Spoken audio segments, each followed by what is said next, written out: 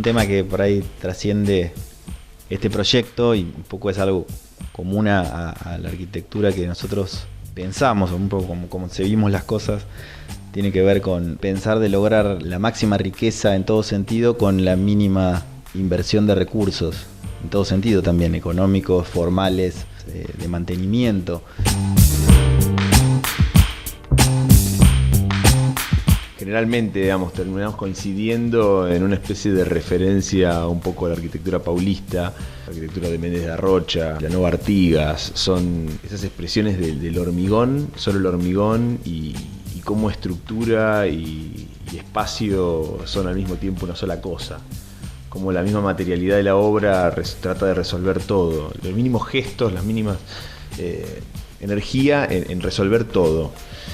Y un poco la caja esta de la sala sinfónica intenta resolverse de esa manera para lograr grandes luces, casi 20 y pico de metros de luz, con solo dos apoyos, y una intención de que esos dos grandes planos de hormigón que terminan resolviendo esas grandes luces son al mismo tiempo la envolvente de la caja sinfónica, siendo el hormigón un muy buen aislante acústico. Es decir, que de alguna manera resolvíamos un montón de cuestiones al mismo tiempo. Y termina siendo también una especie de factor común de tener la mínima cantidad de gestos. Lo mismo que contaba Clara sobre la envolvente de la placa de oficinas, que se resuelve con unos premoldeados que tamizan la luz. También un premoldeado que es de hormigón y que tendrá un envejecimiento homogéneo y que cumple al mismo tiempo de la función de tener una especie de única textura que funcione de la forma más neutra como telón de fondo, de darle un lenguaje del mismo hormigón que después también es utilizado en la caja sinfónica. Y con casi solo dos materiales tratar de resolver la imagen del edificio.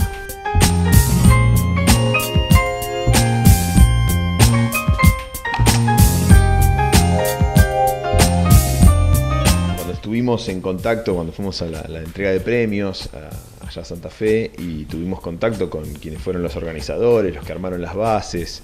Pudieron como contarnos un poco la trastienda de la elección o de los puntos que ellos vieron positivos del edificio en comparación tal vez con otras propuestas. Una gran cuestión era no haber enterrado, algo que como era un gran volumen porque, como había contado antes, el edificio original era mucho más chico y al sumarse la sala sinfónica por pedido de la ministra, el volumen, y más en relación con la casa de los gobernadores, era realmente chocante, digamos, la proporción de masa construida en relación al terreno, que era parte también del desafío de manejar proporciones y de alejarse. Que bueno, nosotros de alguna manera con esto de tomar líneas habíamos como resuelto. Otra gran cuestión fue esta del gran espacio público que ya contamos, que para la ministra, que justamente fusiona estos programas, algo que hace que los edificios a veces tengan como esa dificultad de mezclar programas que a veces son un poco incompatibles, un ministerio con todo un espacio cultural, musical, que bueno, nosotros resolvimos en un único primer nivel destinado directamente a todas salas de ensayo, etcétera, para de ahí en adelante resolver la parte de ministerios.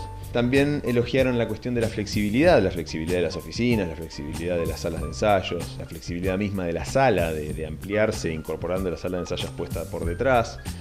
Factores que en realidad son siempre tenidos en cuenta, pero que nosotros un poco cuando proyectamos tratamos de tenerlo casi como parámetro fundamental, esto de la flexibilidad. Y otra cuestión que también surgió cuando estábamos ahí, justamente también hablando con el ministro de Infraestructura, que era uno de los actores importantes para que esto se lleve a cabo, era que estaban evaluando de tapabilizarlo, cuando en realidad nosotros, obviamente que se puede tapabilizar, pero que no era tampoco una premisa de las bases, algo que siempre se termina surgiendo. Nos pasó cuando hace unos años ganamos un concurso sede del Colegio de Arquitectos, bueno, esta es la maqueta justamente, eran 300 metros cuadrados, era muy chico. En la primera reunión que tuvimos después de ganado el concurso, ya como para empezar a hablar sobre todo lo que viene después de un concurso ganado, casi en la primera reunión lo primero que nos plantearon fue etapabilizarlo.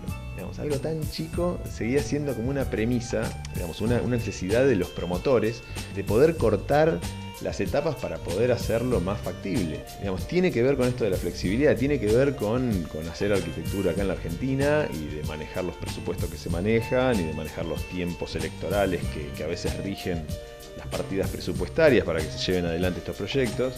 Pero bueno, es casi como una anécdota llamativa esto de que a un edificio muy chiquito nos lo cortaron en pedacitos. Y bueno, ellos también vieron esa condición de empezar con el ministerio y después poder hacer en adelante la sala sinfónica. Para nosotros no es lo mejor porque justamente lo más interesante del edificio es la parte cultural más que la parte administrativa, y justamente es la parte cultural la que propone en su abajo, en esa liberación del cero, como si fuera el corazón de la propuesta. Pero bueno, es parte de lo que pasa con esta cuestión.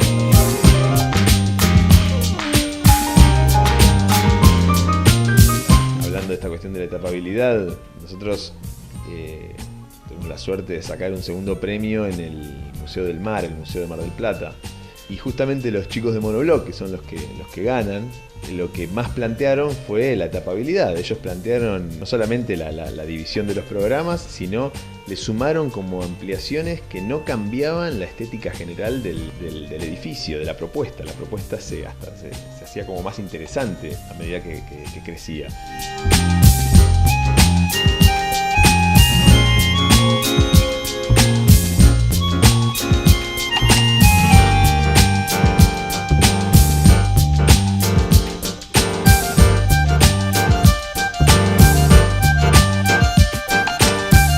Bueno, obviamente que haber participado de ese concurso, no haber ganado, porque justamente no tuvimos esa vuelta de rosca, nos ha hecho aprender un montón sobre estas cuestiones.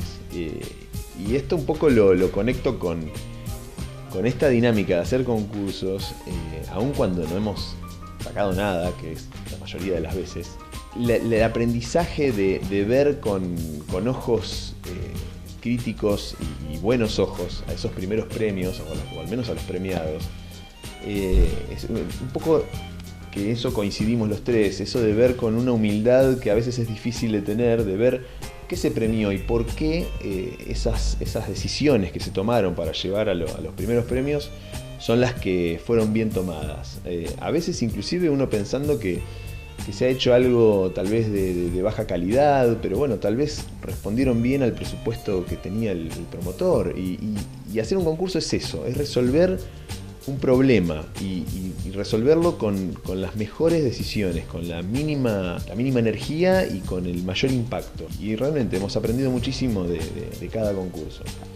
De hecho, es algo que nosotros siempre decimos que de cada concurso debería haber un lugar al que uno pueda acceder y ver todo lo que se presentó, absolutamente todo lo que se presentó, los seleccionados, los más o menos premiados, pero inclusive los que se descartaron, porque todos deben tener algo para aportar a la discusión de la arquitectura. Y muchas veces, más bueno, por ejemplo en ese concurso fueron, el de Mar del Plata, fueron 204 trabajos que se presentaron, fue muchísimo, y pudimos solo ver 50. Sin embargo, hubo grandes arquitectos que participaron y que a nosotros nos hubiera gustado acceder a toda esa información. Es algo que, bueno, es toda una discusión que todavía falta tener con las entidades que organizan concursos, FADEA o todos aquellos que hacen estas plataformas digitales ahora como para enviar los paneles. Es tan sencillo, hay JPG, o sea, son archivos que no pesan nada, armar un blog con toda esa información, armar una publicación inclusive. Uno paga bases, que te cobren un poco más la base, que es ese valor que se paga para poder participar, y que como retribución te den una pequeña publicación en la que tengas todo lo que formó parte de que no deja de ser eso, una discusión sobre un tema, una discusión arquitectónica.